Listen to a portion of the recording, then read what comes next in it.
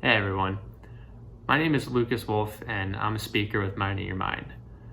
And while I'm open about my struggle with depression now, I wasn't always this way. In fact, for a lot of years I hid it. For a lot of years I pretended that I was okay when I knew that I wasn't. But I lived a good life.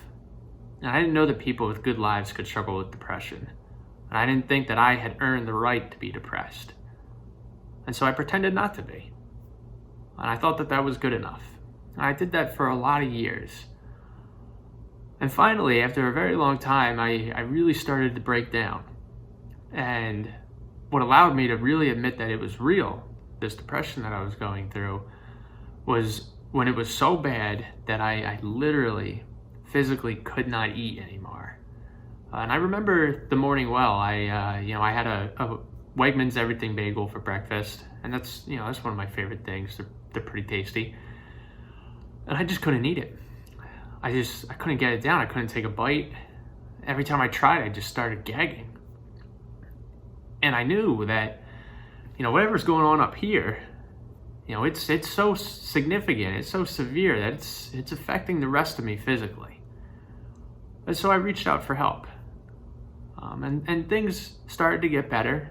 I went to the doctor, I started therapy, and I started taking medicine, and things were getting better. But I wasn't honest with anyone, including myself, about how bad it really was. And I didn't want to change. I didn't want to give up any of my old habits. I didn't want to do the things that I really had to do to heal. And I kept pretending like I was just better, because I had spent a couple months in therapy and taking medicine, and I was good now, and I didn't need any more help, and I could just go back to doing the same things that I had always done.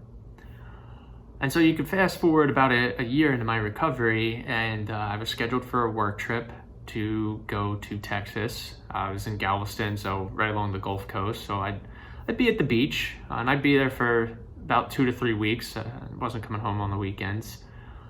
And I knew it was going to be a problem. I knew it because before this trip, I had felt myself starting to slip.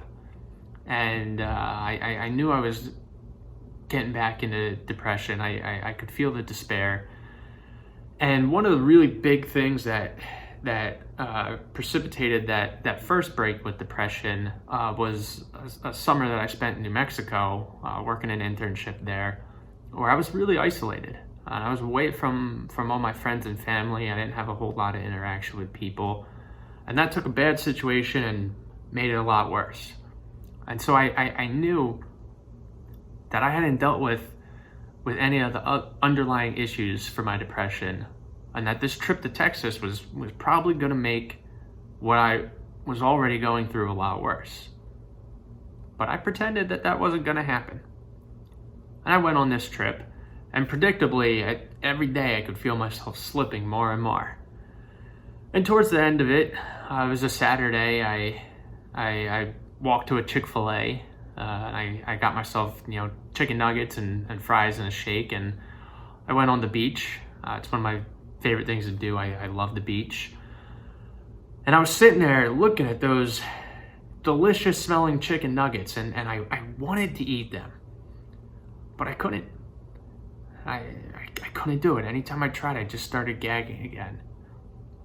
And I knew that I was not okay. And right there and then, I finally admitted that to myself. I said, I'm not okay. But that's okay. Because if I can admit that, and if I can go home, and if I can tell my doctor, and if I can work on this, I can be okay.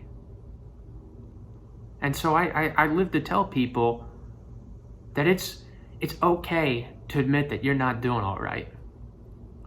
Because on the other side of your pain, and on the other side of that darkness that you might be in right now, is a great life for you. Because I'm living a great life now. I'm so happy. I'm happier than I've ever been, and I'm healthier than I've ever been. So if you're in a tough place, please know that there is another side of that pain. And on that other side is a rich, wonderful, beautiful, fulfilling life that you deserve.